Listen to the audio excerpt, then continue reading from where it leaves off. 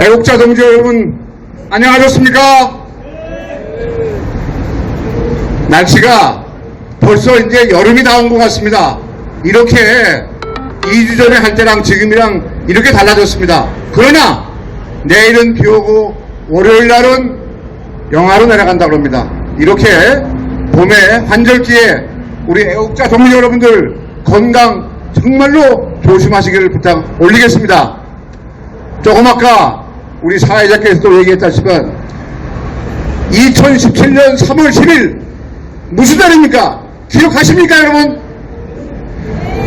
박근혜 대통령이 헌재에 의해서 탄핵에 의한 파면 결정이 난 날이 바로 어제입니다. 6년 전 어제입니다. 그래서 어제 헌재 앞에서 저 뒤에 있는 국본 그리고 일파만파 합동으로 해서 추모식을 했습니다. 그날 발생한 4인의 희생자 여러분들의 명복을 빌면서 그분의 못다 이룬 꿈을 우리가 반드시 이룩하고자 하는 마음을 가지고 어제 집회를 이뤘습니다. 그러나 제 주위에 있는 많은 친구분들도 그 사실을 모르고 있는 사람들이 많이 있습니다. 아직도 그때 그런 일이 있었어? 그때 4분이나 돌아가셨다고? 근데 왜 신문에는 안 났지? 왜 모르지? 지금 그 당시에 그러한 상황에 의해 가지고 지금도 그 안타까운 사실, 그 안타까운 희생에 대해서 모르는 사람들이 그렇게 많습니다. 자, 미군이 훈련을 하다가 효순이, 미순이가 길가에서 안타까운 사고를 당했을 경우에 얼마만큼 나라가 시끄러웠습니까? 그러나 조국을 위해서 박근혜 대통령의 탄핵이 부도화되는 것을 밝히기 위해서 그날 항쟁하다가 쓰러지신 4분의 희생에 대해서는 아무도 모른다는 그 사실이 지금 우리가 당면하고 있는 역사의 현실입니다. 우리 앞으로 그런 사항에 대해서 충분하게 관심을 가지고 많은 분들에게 알려주실 것을 부탁을 올리겠습니다. 여러분들 약속해 주시겠습니까? 또 한 가지 말씀 올리겠습니다. 제가 얼마 전에 우리 선과 악이 보입니까? 아무것도 안 보입니다. 우리 개념화 그 다음에 마음속으로 가지고 있는 것이 선과 악의 차이입니다.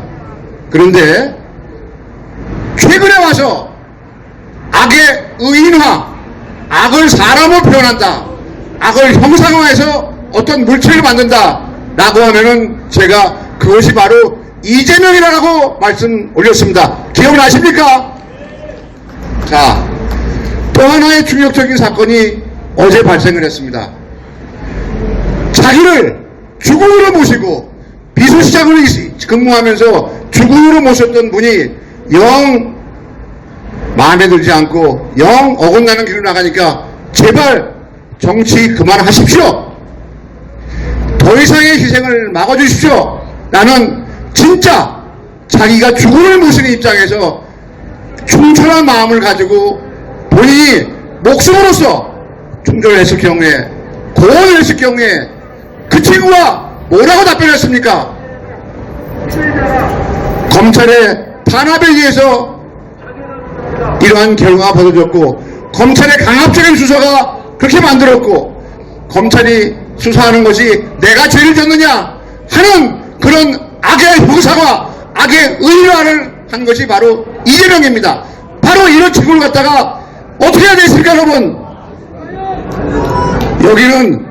여기는 점잖게 감옥으로 했습니다. 마음 같아서는 죽겠다고 해야 됩니다. 동의하실까요 여러분? 자, 저는 어제 그런 형상을 보면서, 그러한 사건을 보면서 과연 이 나라가 정상적으로 발전할 수 있는 나라인가 하는 의구심도 가는 것만도 사실이지만은, 그러나 여기 모신 애국 동지 여러분들 같은 그러한 생각을 가지고 계신 분들에 의해서 우리나라는 점점 발전한다고 생각합니다. 여러분들 마음 굳게 가지고 종북 좌파 세력들의 특징을 잘 파악해서 대처해서 우리가 반드시 자유 우파 세력이 승리할 수 있도록 해야 되겠습니다. 여러분들 다짐하시죠. 여러분 다짐해서 절대는 절대로 그러한 친구들이 우리나라에서 발을 붙이지 못하도록 만드는 것이 바로 우리의 사명이고 우리의 책임이라고 생각합니다. 동의하십니까 여러분? 또 그거에 의해 가지고 또 촛불들이 광기를 또 부린다고 합니다. 오늘도 저 뒤에 있는 시청역 7번 출구 앞에서 또 집회를 한다고 합니다. 그게 맞불 집회를 저희들은 8번 출구에서 하게 됩니다. 우리 행진 마치고 가게 되니까요. 시간이 되시는 분들 또 관심이 많으신 분들 꼭 그 맞불 집회에 참석해 주셔가지고 우리 이 땅에서 종북 좌파들이 어떻게 결말을 맺는지 그 결과를 볼 수 있도록 차근차근히 노력해 주시길 부탁을 올리겠습니다. 여러분들 건강하시고요. 다음 주도 추워지는 날씨에 건강하셔가지고 다음 주에도 또 이 자리에서 뵐 수 있게 되기를 바라겠습니다. 대단히 감사합니다. 열공!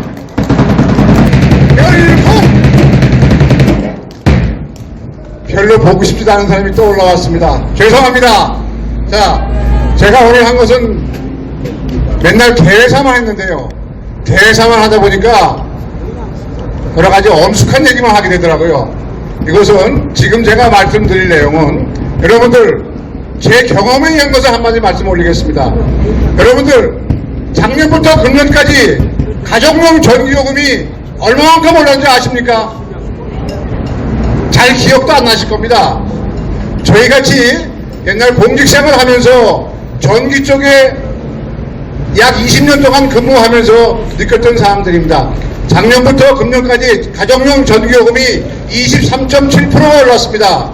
여러분들 보지서 우리 가정용 전기요금 때문에 5만원 잘 사는 집은 10만원 이렇게 나오고 하지만은 그것을 잘 따져보시고 그동안 영수증을 다 모아셨다면은 한번 분석을 해보십시오. 그렇게 하시는 분들 거의 없습니다.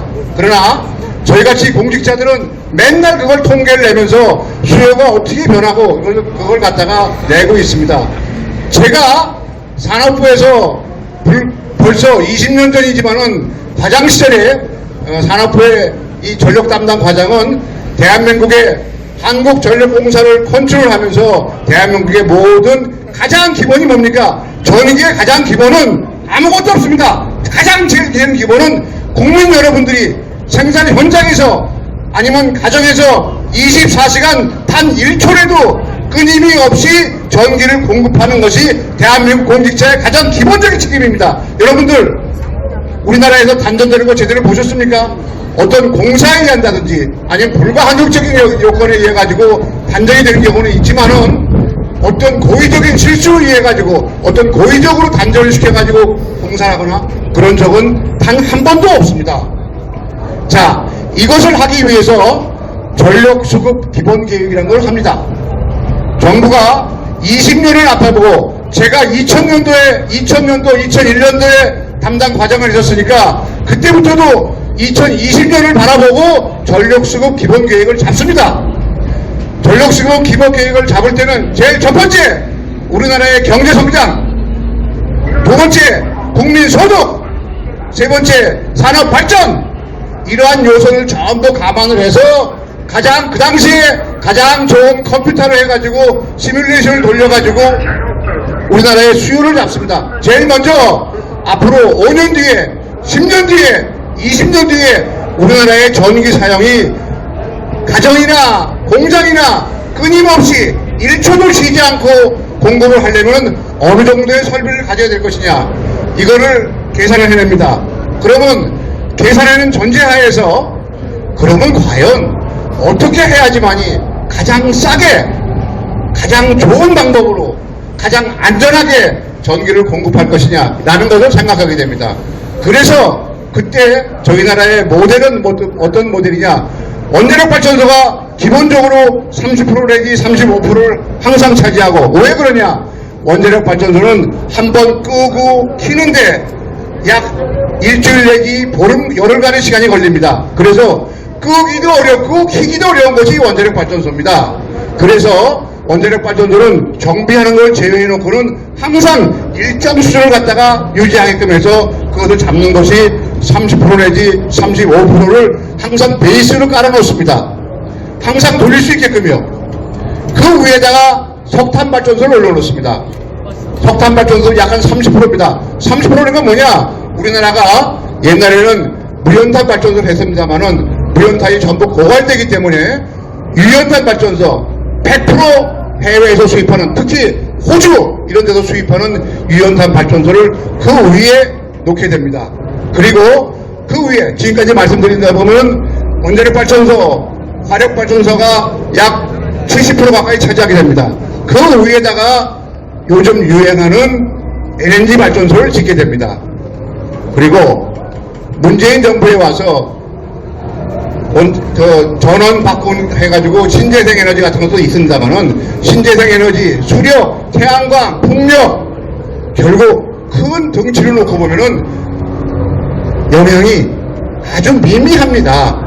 제일 기본이 되는 것은 원자력 발전소, 석탄 발전소, 그 다음에 LNG 발전소인데 작년에 와서 그러한 모델을 가지고 저희들이 가장 경제적으로 하기 위해서 과연 건설을 어떻게 할 것이고 언제 어떻게 맞춰서 어떻게 건설을 해야 될 것이고 여러분들 원자력 발전소는 한번 계획해서 완공될 때까지 최소 10년이 걸립니다.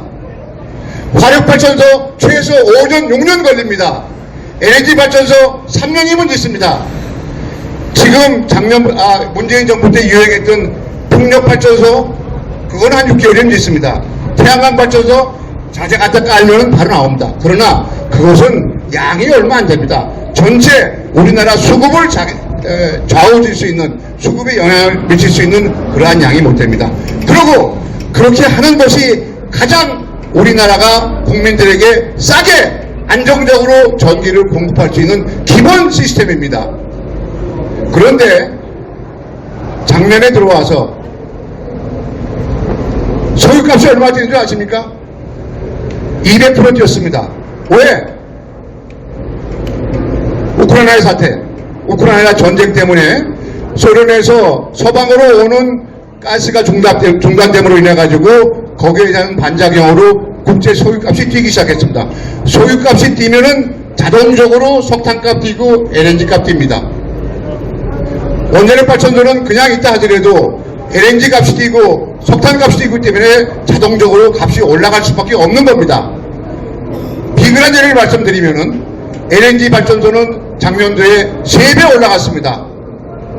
석탄 발전소, 유연탄 발전소 이 2배 올라갔습니다. 국제적인 가격이요. 그러다 보면 우리나라의 전기값도 그것을 다 맞춰서 인상을 시켜줘야지만이 한전이 적자를 안 보고 해낼 수 있습니다.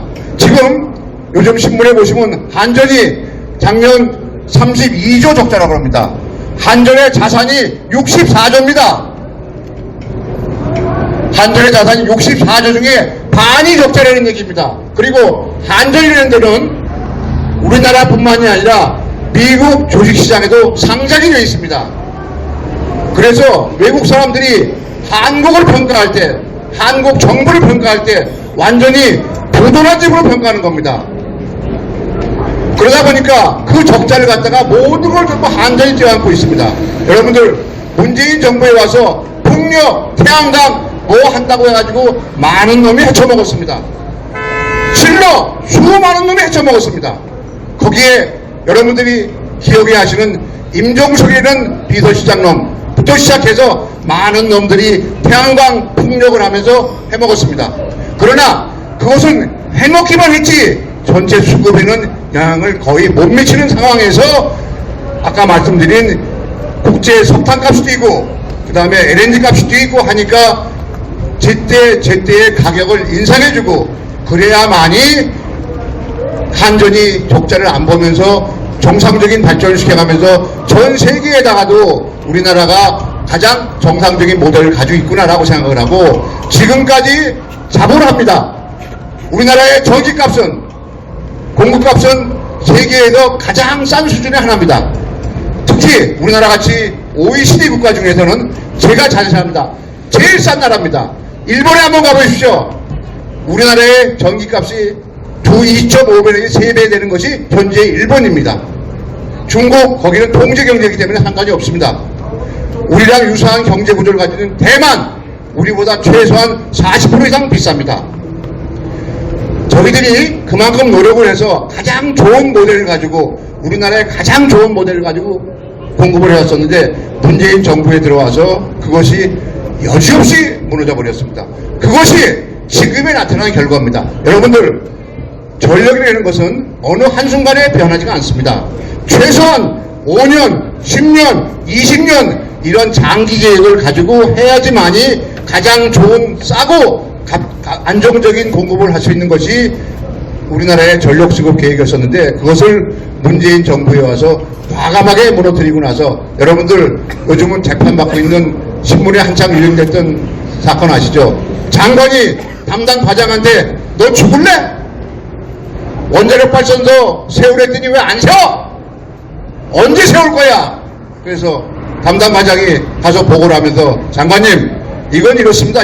선이 있고 후가 이렇고 원자력 발전소를 한번 정지시키려면은 계획을 가지고 정지시켜야 되고 한번 죽이는데 열흘 이상씩 걸리고 다시 살리는데 열흘 이상 살리게 됩니다. 한번 죽이면 세우기도 다시 가동하기도 어렵습니다. 그러니 가만히 있어서 요번 것까지는 그냥 두시고 다음부터 하시죠 라고 하니까 야 인마 너 죽을래? 했던 것이 너 죽을래 장관입니다. 그러고 그 서기관은 엎어졌습니다. 나왔습니다. 또 그 당시에 한수원 우리나라의 가장 기본적인 원자력 발전소를 돌리는 이관섭 사장이라고 있습니다. 그 당시에 한전 수력 원자력 발전소죠. 원자력 발전소 담당하는 사장이었습니다. 그 친구 과감하게 장관님 저는 못하겠습니다 하고 사표를 쓰고 나왔습니다. 그 친구가 지금 청와대 정책수석입니다. 청와대 실질적인 2인자식이죠. 그 친구가 지금 정책수석입니다.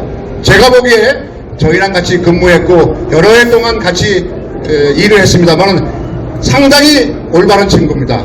아마 그래서 한수원 사장으로서 근무하면서 장관이 청와대에서 지시가 와가지고 원자력 발전소 세워 돌리지마 가동 연기해 지금 짓는 걸 중단해 라고 지시 왔을 경우에 저는 못합니다. 한수원 사장으로서 못합니다. 라고 사표를 쓰고 나왔기 때문에 지금 이 정부에 와서 청와대 정책수석을 지금 하고 있다고 저는 생각을 합니다.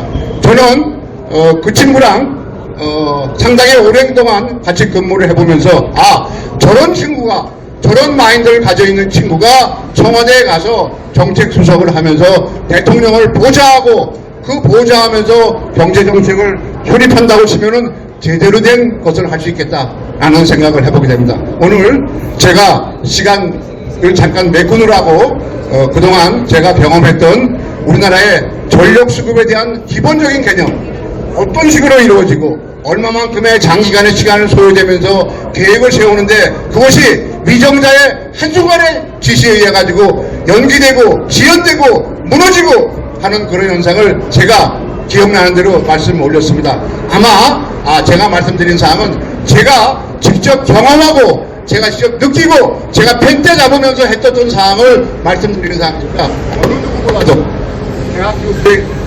대학에 계신 분들보다도 현장에서 실질적으로 싸워가면서 했던 상황이기 때문에 아마 충분하게 제 말씀을 이해하셨다면 도움이 되셨으라고 생각합니다. 여러분들 제가 다음 기회에도 혹시 다른 면에 있어서 말씀드릴 기회가 있으면 말씀드리겠습니다. 오늘 조금이나 제가 땜빵의 시간을 가졌습니다. 여러분들 고맙습니다. 감사합니다.